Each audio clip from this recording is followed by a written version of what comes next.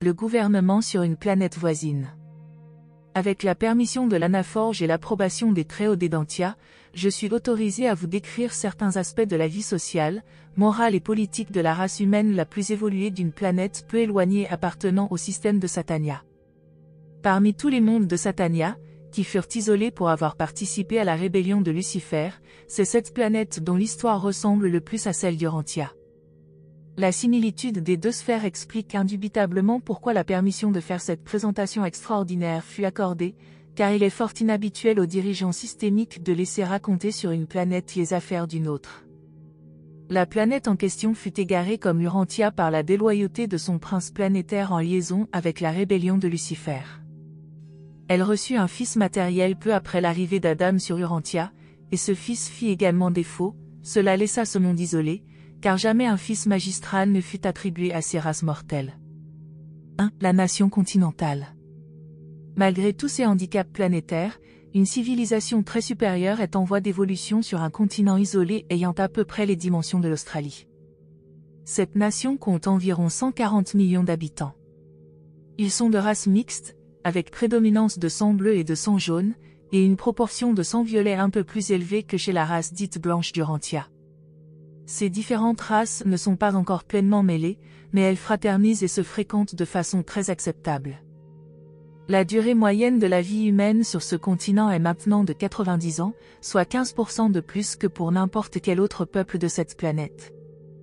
Le mécanisme industriel de cette nation bénéficie d'un grand avantage dû à la topographie exceptionnelle de son continent.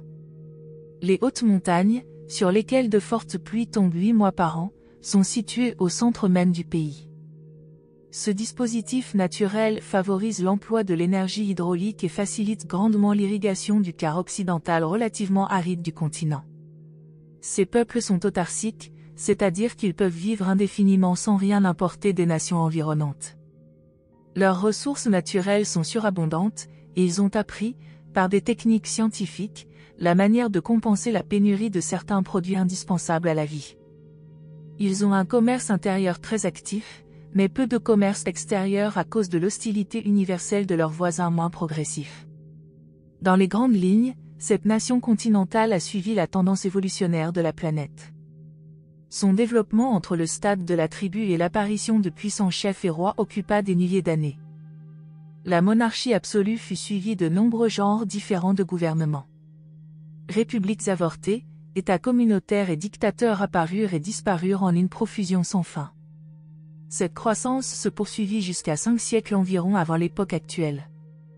Durant une période de fermentation politique, l'un des puissants triumvirs dictateurs de la nation changea alors de sentiment.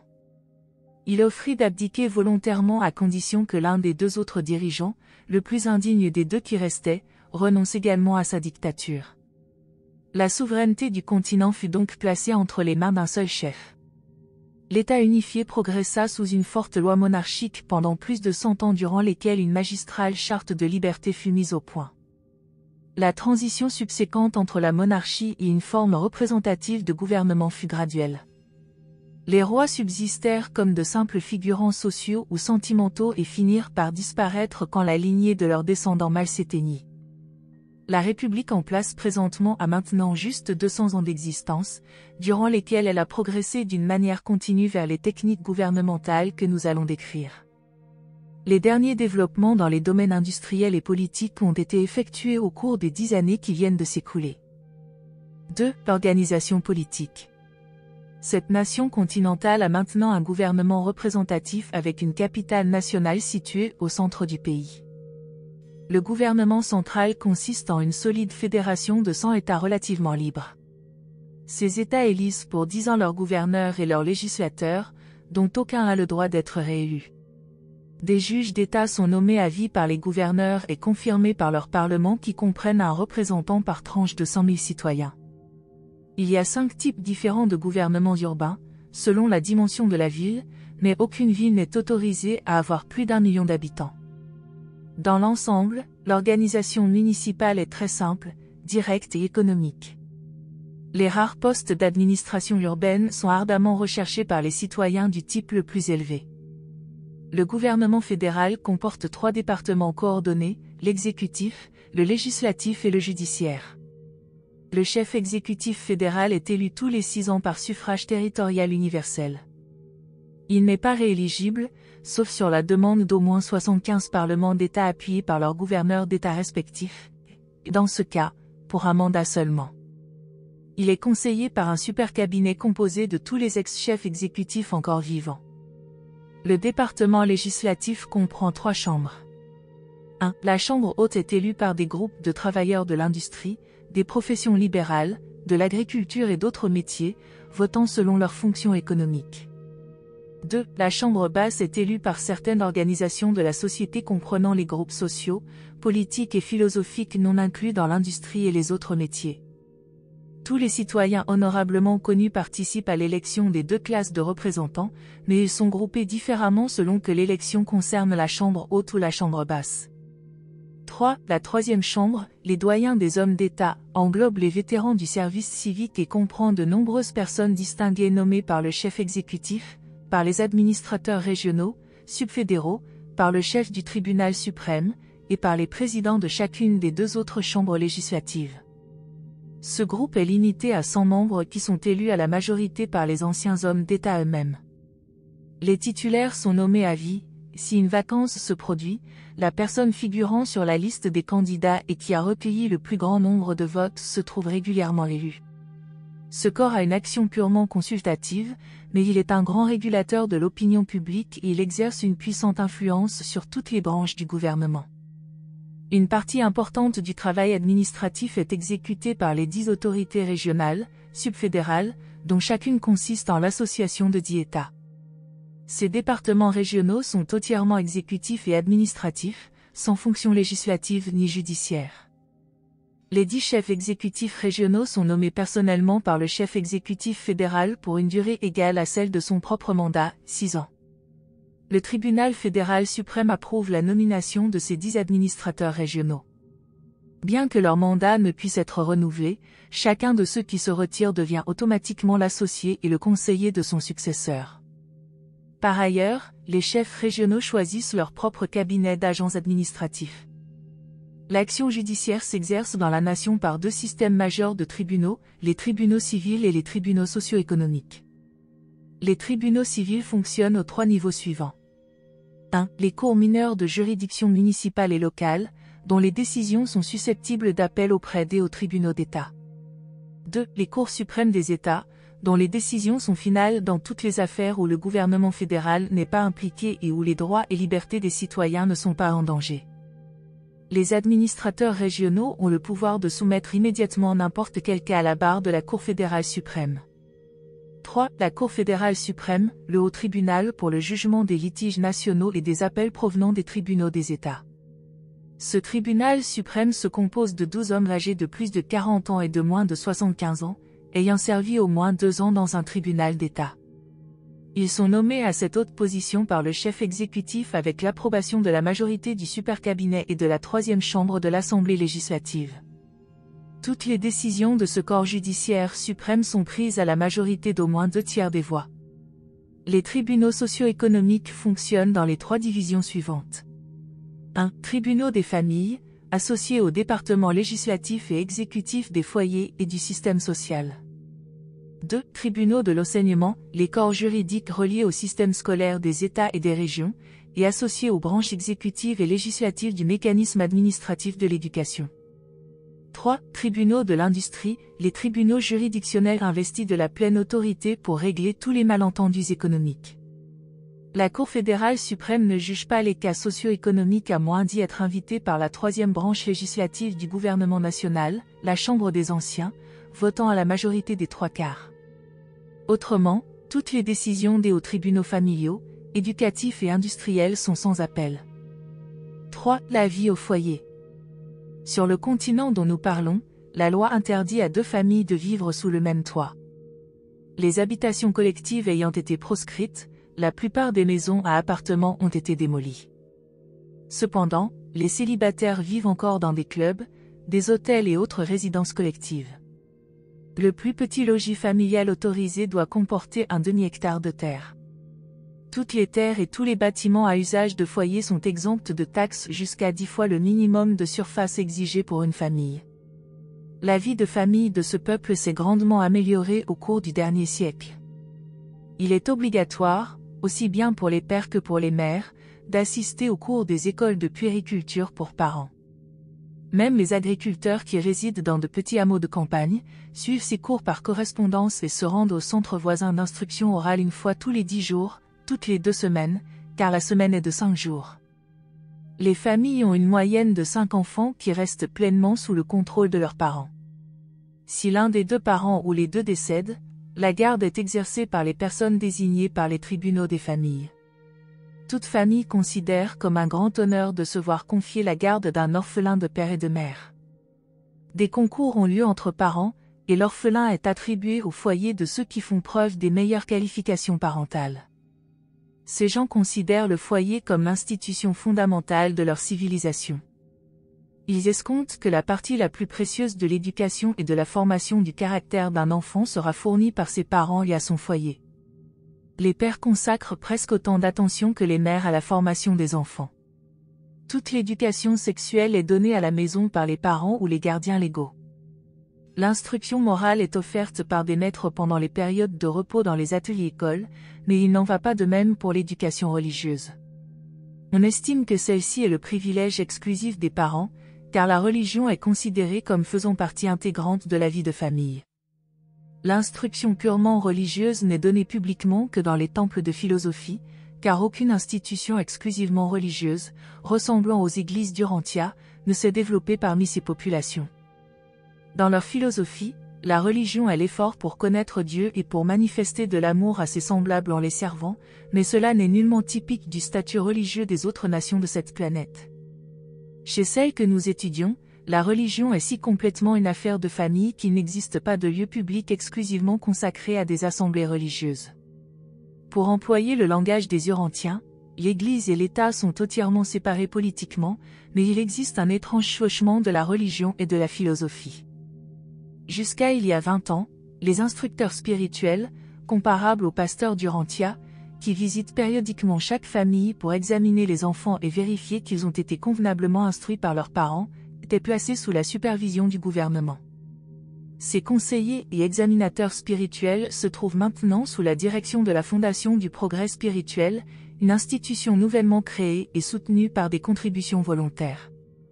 Il est possible que cette institution n'évolue pas davantage avant l'arrivée d'un fils magistral du paradis.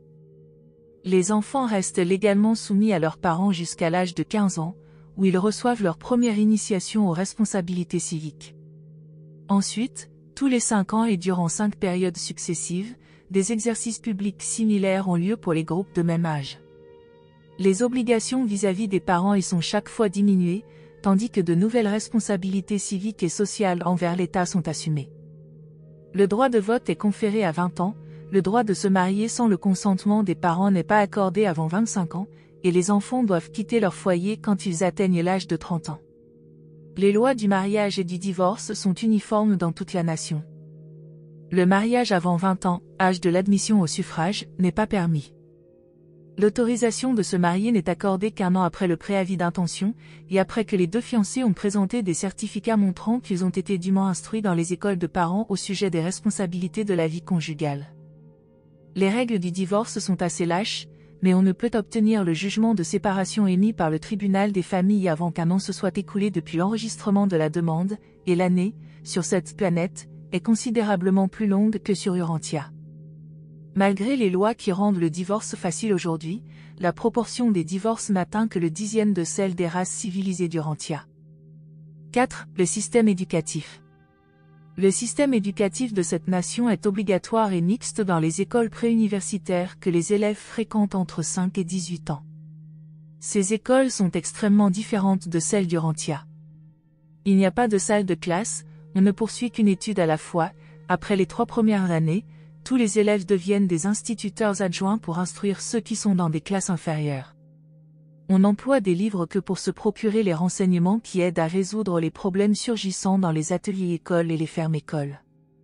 On produit dans ces ateliers une grande partie des meubles employés sur le continent et de nombreux appareils mécaniques, car c'est une grande époque d'invention et de machinisme. Attenant à chaque atelier se trouve une bibliothèque pratique où les élèves peuvent consulter les livres de référence nécessaires. Pendant toute la période éducative, on enseigne également l'agriculture et l'horticulture dans les vastes fermes contiguës à chaque école locale. On apprend aux débiles mentaux que l'agriculture et l'élevage, et on les envoie, pour la vie, dans des colonies de surveillance spéciales où ils sont séparés par sexe pour empêcher la procréation, qui est interdite à tous les anormaux. Ces mesures restrictives sont en vigueur depuis 75 ans. Les mandats d'internement sont délivrés par les tribunaux des familles. Tout le monde prend un mois de vacances chaque année. L'année a 10 mois. Les écoles préuniversitaires sont ouvertes pendant 9 mois. Les vacances se passent à voyager avec les parents ou des amis. Ces voyages font partie du programme d'éducation des adultes et se continuent pendant toute la vie. Les fonds pour y faire face sont accumulés par les mêmes méthodes que les fonds d'assurance vieillesse. Un quart du temps à l'école est consacré aux jeux, aux compétitions athlétiques. Les élèves progressent dans les concours locaux, puis provinciaux, puis régionaux, vers les épreuves nationales d'habileté et de prouesse. Les concours oratoires et musicaux ainsi que les épreuves de sciences et de philosophie occupent également l'attention des élèves depuis les sections locales mineures jusqu'aux épreuves récompensées par des honneurs nationaux. La direction de l'école est une réplique du gouvernement national avec ses 3 branches en corrélation. Le personnel enseignant opère à titre consultatif comme la 3e division législative. L'objet principal de l'éducation sur ce continent consiste à faire de chaque élève un citoyen capable de gagner sa vie. Tous les enfants qui sortent diplômés du système scolaire préuniversitaire à 18 ans sont des artisans habiles. Alors commence l'étude des livres et la recherche des connaissances spéciales, soit dans les universités, soit dans les écoles d'adultes. Quand un brillant élève achève son travail en avance sur le programme, on lui accorde, en récompense, le temps et les moyens d'exécuter un projet de son invention, qui lui est cher. Tout le système éducatif est prévu pour éduquer l'individu d'une manière appropriée. 5. L'organisation industrielle. La situation industrielle chez ce peuple est loin de ses idéaux. Le capital et le travail ont encore leurs difficultés, mais ils tendent à se conformer à un plan de coopération sincère. Sur ce continent exceptionnel, les ouvriers deviennent de plus en plus les actionnaires de toutes les affaires industrielles, tout travailleur intelligent se transforme lentement en un petit capitaliste. Les antagonismes sociaux diminuent, et la bonne volonté grandit rapidement. L'abolition de l'esclavage, il y a plus de 100 ans, n'a suscité aucun problème grave parce qu'il a été effectué graduellement en libérant 2% des esclaves chaque année. Le droit de citoyenneté fut accordé aux esclaves qui passaient d'une manière satisfaisante des épreuves morales, mentales et physiques. Beaucoup de ces esclaves supérieurs étaient des prisonniers de guerre ou des enfants de ces captifs. Il y a environ 50 ans, la nation déporta le reste de ses esclaves inférieurs. Plus récemment encore, elle a entrepris la tâche de réduire le nombre des individus appartenant aux classes dégénérées et vicieuses. Ce peuple a récemment développé de nouvelles techniques pour dissiper les malentendus industriels et pour corriger les abus économiques. Elle représente une amélioration marquée sur les anciennes méthodes employées pour résoudre ces problèmes. La violence a été proscrite comme procédé pour régler les différends personnels ou industriels. Les salaires, les profits et les autres questions économiques ne sont pas rigidement réglementés, mais ils sont en général contrôlés par les corps législatifs industriels, tandis que toutes les querelles issues de l'industrie sont jugées par les tribunaux de l'industrie. Les tribunaux de l'industrie n'existent que depuis 30 ans, mais fonctionnent d'une manière très satisfaisante. Les dernières dispositions prévoient que les tribunaux de l'industrie reconnaîtront dorénavant que les rémunérations légales sont de 3 sortes. 1. Le taux légal d'intérêt sur le capital investi. 2. Une rémunération raisonnable de la qualification mise au service des opérations industrielles. 3. Des salaires justes et équitables pour la main-d'œuvre. Pour faire face à ces obligations, on commence par se référer au contrat. Si les bénéfices ont diminué, les 3 classes subissent une réduction temporaire proportionnelle. Ensuite, tous les bénéfices dépassant ces charges fixes sont considérés comme des dividendes et distribués au prorata à chacune des 3 divisions, capital, qualification et main-d'œuvre. Tous les 10 ans, les chefs exécutifs régionaux fixent et décrètent les heures légales de labeur quotidien rémunérées. L'industrie travaille actuellement 4 jours par semaine de 5 jours, le 5e jour étant consacré au délassement.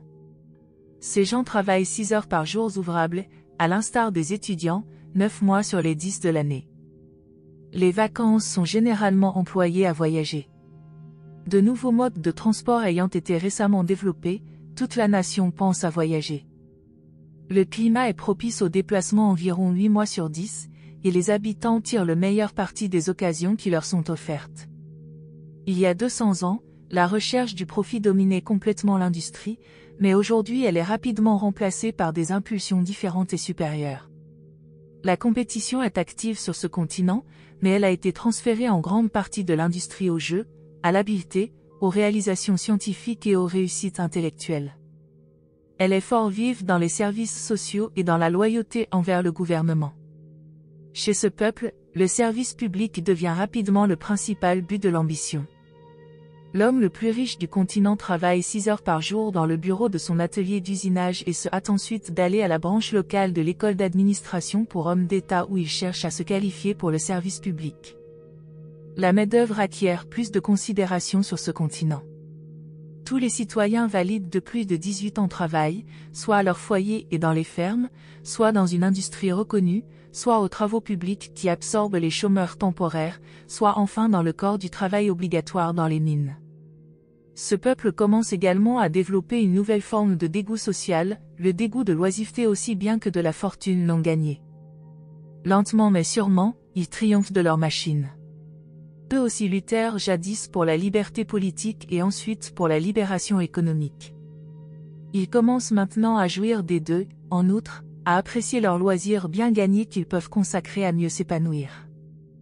6. L'assurance vieillesse.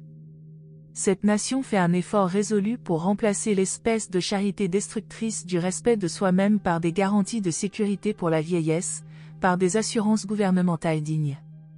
Cette nation fournit une éducation à tous les enfants et une occupation à tous les hommes, elle peut donc mettre en œuvre avec succès un plan d'assurance pour la protection des vieux et des infirmes.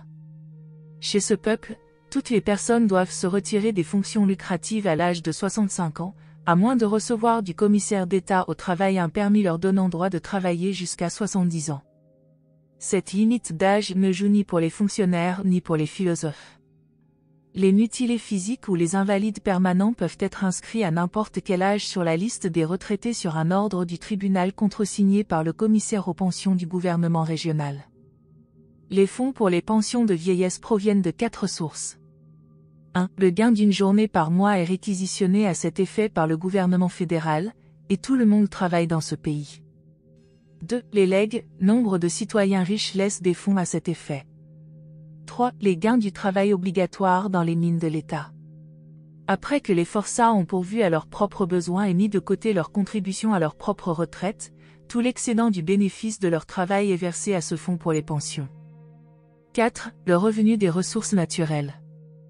Toutes les richesses naturelles du continent sont détenues comme dépôt social par le gouvernement fédéral, et le revenu qu'elles procurent est employé à des buts sociaux, tels que la lutte préventive contre les maladies, l'éducation des génies et l'entretien des élèves spécialement prometteurs dans les écoles pour hommes d'État.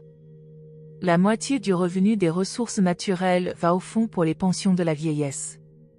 Bien que des fondations d'État et régionales basées sur les calculs d'actuaires fournissent de nombreuses formes d'assurance protectrice, les pensions de vieillesse sont exclusivement administrées par le gouvernement fédéral et par l'intermédiaire des 10 départements régionaux. Ces fonds gouvernementaux ont été administrés honnêtement depuis longtemps. Après la trahison et le meurtre, c'est à la trahison de la confiance publique que les tribunaux infligent les châtiments les plus sévères. La déloyauté sociale et politique est maintenant considérée comme le plus odieux des crimes. 7. Les impôts. Le gouvernement fédéral n'est paternaliste que dans l'administration des pensions de vieillesse et l'aide apportée au génie et à l'imagination créative. Les gouvernements d'État s'occupent un peu plus des individus, tandis que les gouvernements locaux sont beaucoup plus paternalistes ou socialisants. La ville, ou l'une de ses subdivisions, s'occupe d'affaires telles que la santé, l'hygiène, l'urbanisme, les embellissements, l'adduction d'eau, l'éclairage, le chauffage, les récréations, la musique et les communications. Dans toute l'industrie, la première préoccupation est la santé. Certaines phases de bien-être physique sont considérées comme des prérogatives de l'industrie et de la communauté, mais les problèmes de la santé individuelle et familiale restent uniquement des affaires personnelles. En médecine comme dans toutes les questions purement personnelles, le plan du gouvernement consiste de plus en plus à s'abstenir de toute ingérence. Les villes n'ont ni le pouvoir de taxer ni le droit de contracter des dettes. Elles reçoivent de la trésorerie d'État une allocation par habitant, il faut compléter ce revenu par le bénéfice de leurs entreprises socialisées et en donnant des licences pour l'exercice de diverses activités commerciales. Les facilités de transit rapide, qui permettent une extension considérable des limites urbaines, sont placées sous contrôle municipal. Les départements urbains des pompiers sont soutenus par les fondations de protection et d'assurance contre l'incendie. Tous les bâtiments de la ville ou de la campagne sont ignifugés et l'ont été depuis plus de 75 ans. Il n'y a pas de gardien de la paix appointé par les municipalités, les forces de police sont entretenues par les gouvernements des États. Les hommes de ce département sont recrutés à peu près exclusivement parmi les célibataires de 25 à 50 ans. La plupart des États taxent assez lourdement les célibataires, mais ceux qui entrent dans les rangs de la police d'État sont dispensés de cet impôt. Dans la moyenne des États, les forces de police n'atteignent que le 10e de leur importance d'il y a 50 ans. Il n'y a guère d'uniformité dans les plans fiscaux des 100 États relativement libres et souverains, car les conditions économiques ou autres varient grandement dans les différents secteurs du continent. La constitution de chaque État comporte 10 clauses fondamentales qui ne peuvent être modifiées sans le consentement de la Cour fédérale suprême, et l'une d'elles empêche d'établir un impôt de plus de 1% par an sur la valeur d'un bien quelconque, les domiciles urbains ou ruraux restant totalement exemptés. Le gouvernement fédéral n'a pas le droit de s'endetter, et il faut un référendum à la majorité des 3/4 pour permettre à un État d'emprunter, sauf pour les besoins de la guerre. En cas de guerre, puisque le gouvernement fédéral ne peut contracter de dette, le Conseil national de la défense a le pouvoir d'exiger des États une contribution en argent aussi bien qu'en hommes et en matériel, selon les besoins. Tout emprunt doit être remboursé en moins de 25 ans. Les revenus destinés à entretenir le gouvernement fédéral proviennent des 5 sources suivantes. 1. Les droits d'importation. Toutes les importations sont soumises à un droit de douane destiné à protéger le niveau de vie, qui est beaucoup plus élevé sur ce continent que dans n'importe quelle autre nation de la planète. Les tarifs douaniers sont fixés par le plus haut tribunal de l'industrie après que les 2 chambres du Parlement industriel ont ratifié les recommandations du chef exécutif des affaires économiques, lequel est nommé conjointement par ces 2 corps législatifs. La chambre haute industrielle est élue par les travailleurs, la chambre basse par les capitalistes. 2. Les redevances. Le gouvernement fédéral encourage les inventions et les créations originales dans les 10 laboratoires régionaux. Il aide les génies de tout genre, artistes, auteurs et savants, et protège leurs brevets. En retour, il prélève la moitié des bénéfices provenant de toutes leurs inventions et créations, qu'elles concernent des machines, des livres, des œuvres d'art, des plantes ou des animaux. 3. Les taxes successorales. Le gouvernement fédéral prélève un impôt successoral progressif allant d'1 à 50% selon l'importance de la succession et certaines autres conditions. 4. L'équipement militaire. Le gouvernement tire des sommes considérables de la location d'équipements militaires et navals pour des usages commerciaux ou récréatifs. 5. Les ressources naturelles.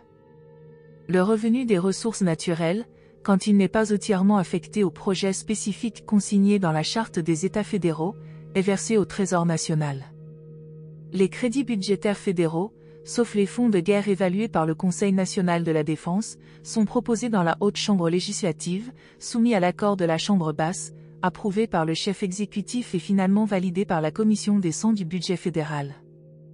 Les membres de cette commission sont nommés par les gouverneurs des États et élus par le corps législatif des États pour servir pendant 24 ans. Ils se renouvellent par quart tous les 6 ans. Tous les 6 ans également, à la majorité des 3/4, ce corps choisit un chef dans ses rangs, et celui-ci devient par là même directeur-contrôleur de la trésorerie fédérale. Puis, les écoles spéciales. En plus du programme fondamental d'instruction obligatoire entre les âges de 5 ans et de 18 ans, on entretient les écoles spéciales suivantes. 1. Les écoles d'administration. Elles se divisent en 3 classes, les écoles nationales, régionales et celles des États. Les offices publics de la nation sont groupés en 4 divisions. La première division de responsabilité publique concerne principalement l'administration nationale. Tous les détenteurs de postes dans ce groupe doivent avoir le double diplôme des écoles d'administration régionale et nationale. Dans la deuxième division, les candidats peuvent accepter un poste politique, électif ou par nomination, après avoir obtenu leur diplôme de l'une des 10 écoles régionales d'administration. Leur mission concerne des responsabilités dans l'administration régionale et dans le gouvernement des États. La troisième division comprend des responsabilités dans les États, et ces fonctionnaires ont seulement besoin d'avoir le diplôme correspondant à l'administration des États. Les fonctionnaires de la quatrième et dernière division n'ont besoin d'aucun diplôme d'administration, tous leurs postes étant attribués par nomination. Ils représentent des postes mineurs d'assistants, de secrétaires ou de techniciens, remplis par les membres des différentes professions libérales qui opèrent avec capacité administrative gouvernementale. Les juges des tribunaux mineurs et des tribunaux des États sont diplômés des écoles d'administration des États. Les juges des tribunaux juridictionnels jugeant les affaires sociales, éducatives et industrielles sont diplômés des écoles régionales. Les juges de la Cour fédérale suprême doivent avoir des diplômes des 3 classes d'écoles d'administration. 2. Les écoles de philosophie. Ces écoles sont affiliées au temple de philosophie et plus ou moins attachées à la religion en tant que fonction publique. 3. Les instituts scientifiques. Ces écoles techniques sont coordonnées avec l'industrie plutôt qu'avec le système éducatif. Elles sont administrées en 15 divisions. 4. Les écoles de formation professionnelle. Ces institutions spéciales procurent la formation technique pour les diverses professions libérales, qui sont au nombre de 12. 5. Les écoles militaires et navales. Près du quartier général national et dans les 25 centres militaires côtiers, on entretient les institutions consacrées à l'instruction militaire des citoyens volontaires âgés de 18 à 30 ans. Pour être admis à ces écoles avant 25 ans, le consentement des parents est exigé. 9. Le plan du suffrage universel. Bien qu'un diplôme de l'une des écoles d'administration provinciale, régionale ou fédérale ait été obligatoire pour faire acte de candidature à toutes les fonctions publiques, les chefs progressifs de cette nation découvrirent un sérieux défaut dans leur plan de suffrage universel. Il y a environ 50 ans, ils prirent des dispositions constitutionnelles pour adopter un mode de scrutin modifié comportant les caractéristiques suivantes. 1. Chaque homme et chaque femme de 20 ans et plus disposent d'une voix. Quand ils atteignent cet âge, tous les citoyens doivent accepter d'appartenir à 2 groupes d'électeurs. Ils s'inscrivent au premier selon leurs fonctions économiques, industrielles, libérales, agricoles ou commerciales. Ils entrent dans le second selon leurs inclinations politiques, philosophiques et sociales. Tous les travailleurs appartiennent ainsi à un groupe électoral économique. À l'instar des associations non économiques, ces corporations ont des règlements très semblables à ceux du gouvernement national avec sa triple division des pouvoirs.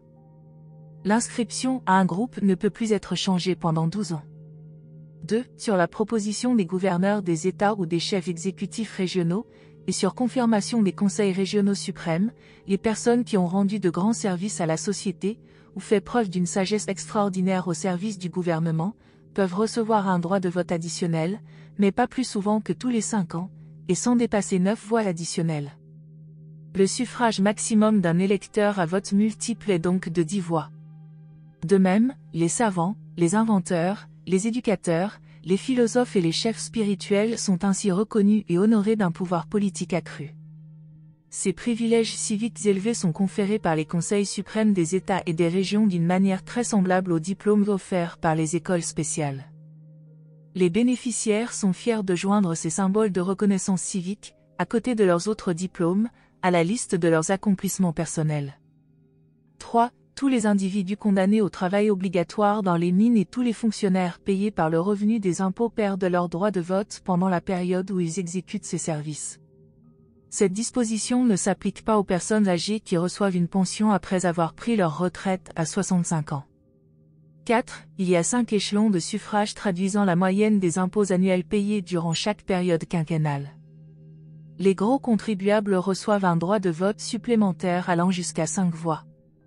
Cette concession est indépendante de toute autre reconnaissance, mais en aucun cas un électeur ne dispose de plus de 10 voix.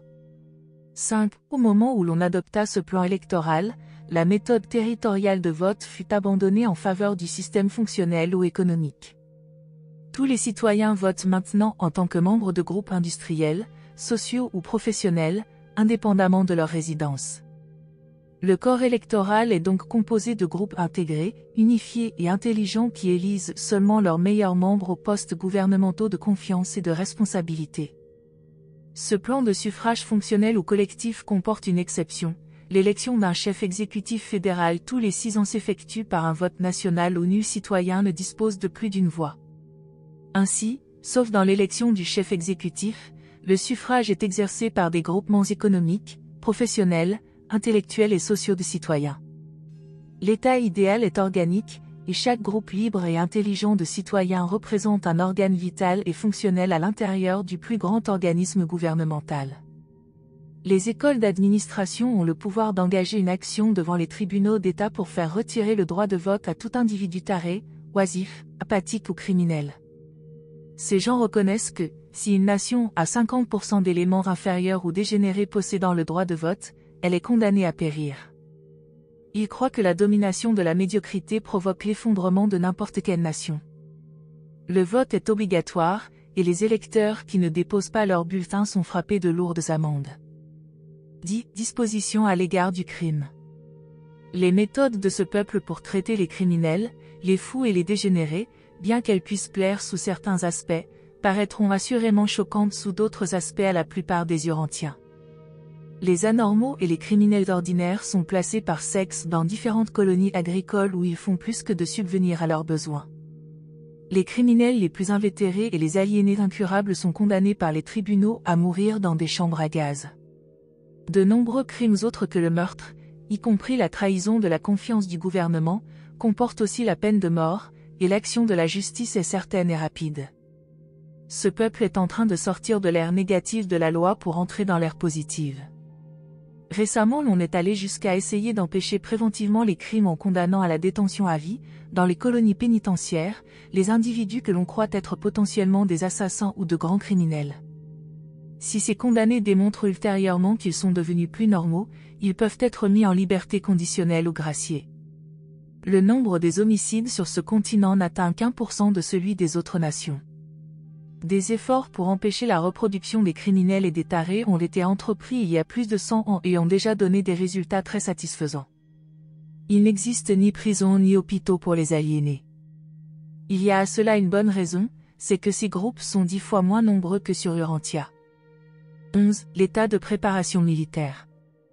Les diplômés des écoles militaires fédérales peuvent être promus comme gardiens de la civilisation, en 7 grades, selon leurs compétences et leur expérience, par le président du Conseil national de la défense. Ce conseil est composé de 25 membres nommés par les tribunaux familiaux, éducatifs et industriels les plus élevés. Il est confirmé par la Cour fédérale suprême et présidé d'office par le chef d'état-major des affaires militaires coordonnées. Ces membres servent jusqu'à l'âge de 70 ans. Les cours suivis par ces officiers durent 4 ans et sont invariablement liés à la maîtrise d'un métier ou d'une profession. L'instruction militaire n'est jamais donnée sans que l'on y associe cette éducation industrielle, scientifique ou professionnelle.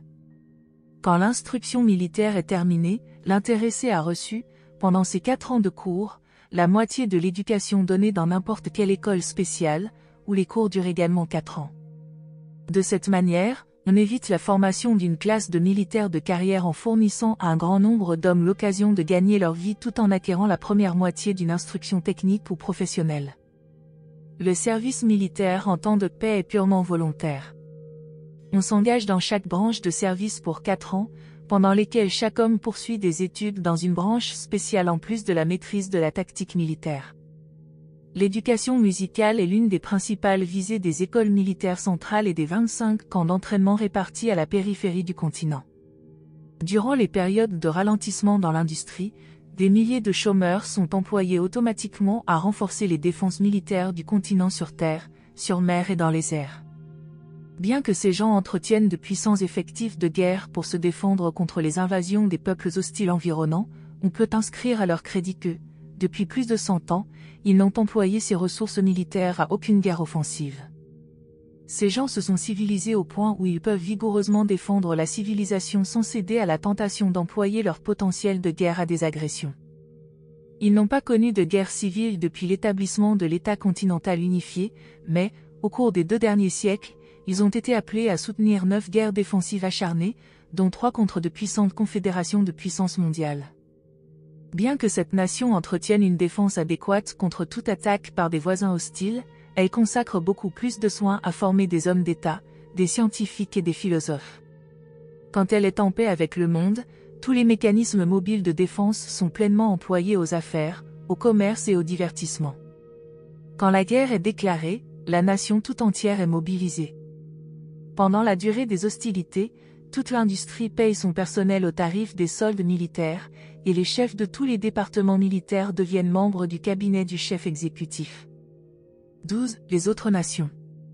Bien que la société et le gouvernement de ce peuple unique soient, sous beaucoup de rapports, supérieurs à ceux des nations d'Urantia, il faudrait préciser que, sur les autres continents, il y en a 11 sur cette planète, les gouvernements sont nettement inférieurs à ceux des nations les plus évoluées d'Urantia.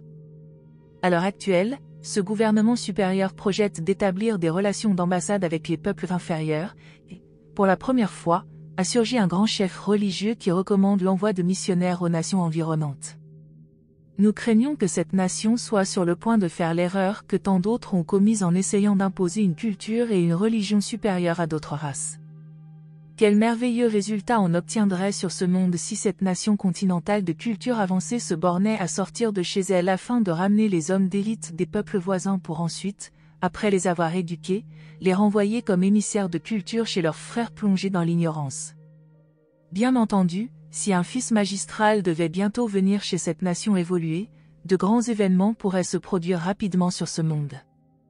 Ce récit des affaires d'une planète voisine est fait par autorisation spéciale dans le but de faire progresser la civilisation et d'accélérer l'évolution gouvernementale sur Urantia. On pourrait donner beaucoup plus de détails qui, sans aucun doute, intéresseraient et surprendraient les Urantiens, mais les révélations ci-dessus vont à la limite de ce que notre mandat nous permet.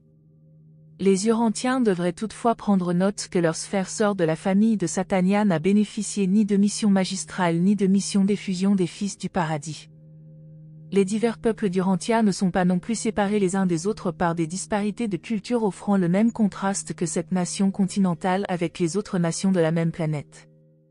L'effusion de l'esprit de vérité fournit la base spirituelle pour réaliser de grands accomplissements dans l'intérêt de la race humaine de la planète qui en bénéficie. Urantia est donc beaucoup mieux préparée pour mettre au point un gouvernement planétaire avec ses lois, ses mécanismes, ses conventions, ses symboles et son langage, qui tous pourraient contribuer si puissamment à établir la paix mondiale sous l'égide de la loi et laisser présager l'aurore d'un véritable âge d'effort spirituel. Un tel âge est le seuil planétaire conduisant aux âges utopiques de lumière et de vie. Présenté par un Melchizedek de Nébadon. N'oubliez pas de laisser vos commentaires ci-dessous pour partager vos propres réflexions sur le livre d'Urantia, et si vous avez aimé cette vidéo, n'hésitez pas à la liker et à la partager avec d'autres personnes intéressées par la spiritualité et la philosophie. Merci de nous avoir rejoints aujourd'hui, et je vous retrouve bientôt pour une nouvelle exploration passionnante.